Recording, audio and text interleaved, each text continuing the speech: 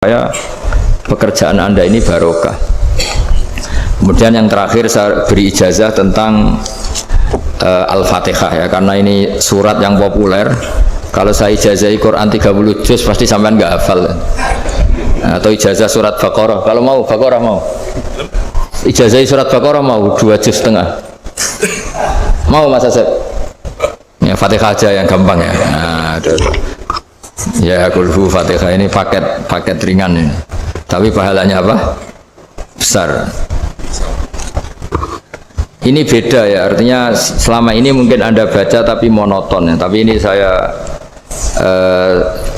bacakan teks aslinya tentang istilahnya itu mazaya itu kelebihannya Fatihah.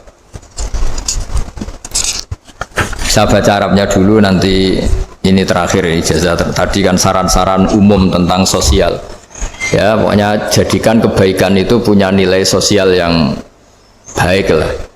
Jadi nanti orang yang nggak amanah nggak laku ya, calon bupati, gubernur, presiden yang nggak amanah juga nggak laku. Begitu juga kiai yang tidak amanah juga nggak laku, suami yang nggak amanah juga nggak laku, istri yang nggak amanah juga. Sehingga kebaikan ini jadi nilai sosial yang dalam tanda kutip sudah keniscayaan ya. Yang diinginkan Allah itu seperti itu, bukan kebaikan yang dipaksakan karena kekuatan negara. Maksudnya kalau bisa kebaikan itu tidak usah dipaksakan, memang satu apa ya, sudah satu kebutuhan. Tak cerita-cerita di negara maju itu, bahkan apapun jatuh itu nggak ada yang ngambil apa itu. Makanya gambarannya Mekah Medina kan gitu kan, barang jatuh nggak ada yang berani apa ngambil, itu saking sudah jadi sistem. Sehingga banyak negara di Eropa itu yang sampai nggak punya tentara, nggak punya polisi karena kebaikan sudah. Nah kita kan masih capek, polisinya aja capek, apalagi masyarakatnya, karena ya apa ya, kebaikan itu belum jadi nilai apa bersama. Lah kita selain ditopang negara, ada polisi, ada tentara, itu kita usahakan kebaikan itu jadi nilai apa bersama. Ya, tadi wa'tamiru bainakum bima'ruf. Dan kita punya reputasi yang bagus dalam bab ini. Saya masih ingat kecil saya itu yang jilbaban hanya keluarga kiai. Sekarang rata-rata masyarakat itu jilbaban. Dulu yang sekolah SMP, SMA itu jilbaban kadang dulu malah dilarang ya, harus sama seperti itu seragamnya. Sekarang sudah boleh dan nyaman. Lama-lama yang dapat simpatik ya yang pakai pakaian model tertutup seperti itu. Lama-lama gamane cara wong golek mantu ya golek yang seperti itu daripada yang blodor. Lama-lama jadi nilai bersama. Ya ingin saya seperti itulah. Di terminal juga sama. Orang mau makan cari warung yang kelihatan ada ayat kursinya, pakai jilbab, atau paling tidak dia nggak mungkin lah nyuguhkan yang tiren atau yang haram. Akan ada garansi sosial. Ada apa? Ada garansi apa? Sosial. Dengan penampilan yang soleh itu kan, masa iya nyuguhkan oplosan babi gitu misalnya itu. Jadi nilai sosial itu harus ya tadi harus benar-benar jadi nilai yang, sehingga negara biar gak capek-capek. Polisi juga gak capek kan, karena tugasnya corong Jawa mau ngawat-ngawati tok, tapi sudah tidak perlu tegang karena kebaikan sudah jadi nilai apa bersama. Ingat-ingat ya ayatnya tadi, wa'tamiru bainakum bima'ruf. Jadi kebaikan itu harus jadi nilai bersama. Iktimar itu menjadi urusan bersama. Makanya kalau kita rapat besar disebut apa? Muktamar. Muktamar itu urusan bersama. Ya tadi imamnya sholat juga menopang Gojek karena nggak lama-lama nopang Grab, nopang Kernet, nopang penjaga Indomaret, penjaga bensin, pom bensin. Lah dia hanya punya waktu 5 menit terus imamnya baca Baqarah kan. Iya imamnya mursyid, mungkin dia tambah lama tambah dapat aplaus dari muhibbinnya, tapi makmumnya dia tambah lama tambah dapat penghormatan dari pecintanya, tapi kitanya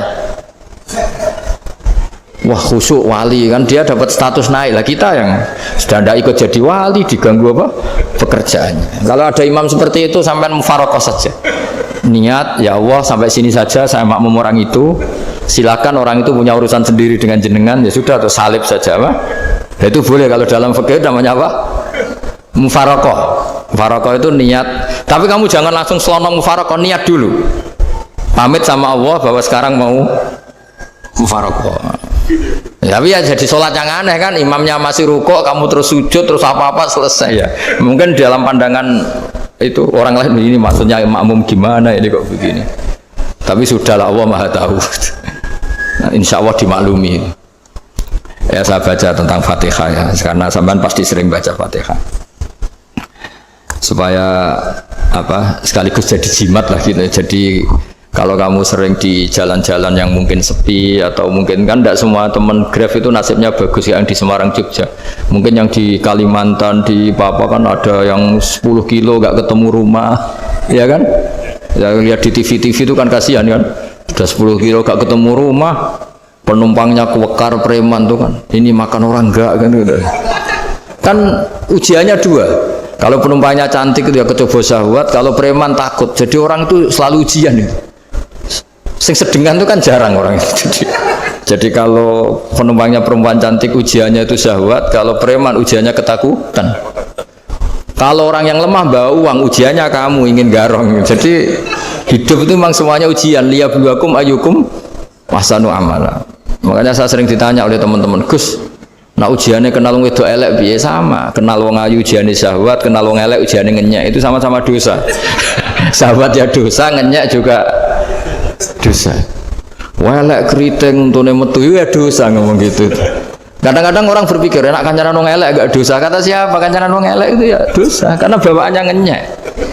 Ngenyek itu menyepelekan itu. Makanya saya itu ya nggak mau berteman sampean. Nanti kan bawaannya ngenyek atau seneng ya tidak tahu. Ya sudah ada takdir saja kalau ketemu ya tak ulang ngaji gitu. Tapi ini ngaji terakhir, setelah ini ngaji biasa aja, tidak usah resmi gini. Ngaji kok resmi aneh. Pokoknya nanti suatu saat kalau pandemi sudah berlalu saya akan ngaji Rebonan. Ini ngaji. Ini ngaji yang kurang bagus karena ngatur kiai kurang berkah ini. Nanti tapi ya lumayan lah masih mau ngaji. Ngaji kok tanggal ini jam ini. Sekarang suatu saat kamu tak panggil, Mas Wahyu datang ke sini jam ini, tidak mesti bisa. Mungkin pas ada acara apa, oh, maaf ke sini pas ngecek pas apa. Gitu. Jadi ya sudah tapi tak maafkan, nggak apa-apa. Takdir ya. Tak bacakan supaya sampean tahu keramatnya Bismillah. Nah sebelum saya bacakan Bismillah Fatihah, tak beritahu tentang ilmu tafsirnya karena ini penting sekali. Fatihah itu dawuhnya Allah, tentu itu dawuhnya Allah. Saya ulang lagi, itu kalam Allah. Tapi yang sudah diberikan kesampaian ke kita semua, sehingga seakan-akan itu menjadi dawuhnya kita ke Allah. Jangan salah loh ya, Fatihah itu dawuh Allah, tapi sudah diberikan ke kita, sehingga posisi kita itu yang punya itu. Nah kenapa ini perlu dijelaskan? Karena nanti ada kalimat iyyaka na'budu wa iyyaka nasta'in. Kalau itu masih kalam Allah, berarti Allah ngomong ke kamu, ngendikan ke kamu, kepadamu aku menyembah. Masa Allah menyembah kamu? Nah sehingga ilmu tafsir itu menyelesaikan itu dulu ya. Saya ulang lagi ya, sebelum sampean sering baca Fatihah, aku yakin ya sering baca. Tapi barokahnya tidak paham itu tidak pernah janggal. Enggak paham itu ya penting supaya tidak iskal, tidak janggal. Sebetulnya di kalimat itu ada yang janggal. Kalau Fatihah itu kalimatnya Allah atau kalam Allah, bagaimana dengan kata-kata iyyaka na'budu? Masa Allah ngendikan ke kita, kepadamu kami menyembah? Masa Allah menyembah kita? Maka penyelesaiannya secara ilmu tafsir gimana? Semua ulama mengatakan, bukan satu dua, semuanya mengatakan di Fatihah itu semuanya diberi kawalan kalimat. Saya ulang lagi ya, di Fatihah itu semuanya diberi awalan kalimat qulu, katakan wahai hambaku begini. Ya, katakan wahai hambaku begini. Nah, begini ini pelajaran dari Allah yang sudah diberikan ke kita. Terus kita mengatakan bismillahirrahmanirrahim, alhamdulillahirabbil, termasuk kita mengatakan iyyaka na'budu wa iyyaka nasta'in. Jangan bayangkan Allah ngendikan ke kita. Kalau Allah ngendikan kita berarti gini, hei Wahyu ihdinas siratal mustaqim, tunjukkan saya jalan yang benar. Nah nanti kamu terus, ya Allah Anda aja minta tolong saya minta tolong siapa kan, jadi panjang kan. Ya saya ulang lagi ya, jadi itu di Ulumul Quran diterangkan gimana sebelum baca Fatihah ya. Fatihah itu kalamullah, ngendikannya Allah, tapi yang sudah diajarkan ke kita dan sudah milik kita, sehingga kalimat itu menjadi milik kita. Tapi ya kalamullah, tetap kalamullah, tapi sudah menjadi milik kita. Udah paham ya? Ya pinter naon. Ya, karena kalau tanpa penjelasan seperti ini Anda akan iskal. Bagaimana Allah iskal itu janggal, bagaimana Allah mengatakan iya karena butuh. Kan jadi aneh ya? Ya, jadi tak jelaskan secara ilmiah ya. Jadi kata ulama-ulama tafsir, ayat-ayat Quran seperti ini sebetulnya dimulai dari kulu apa? Meskipun nggak dilafatkan. Itu kan sama dengan qul huwallahu ahad Muhammad, katakan kalau Tuhan itu satu. Ya namanya Quran itu kan kalam Allah, membina nabinya, membina umatnya. Makanya dikatakan atau enggak di sini tersembunyi kata qulu, katakan. Ya. Jadi ya ibarat apa itu?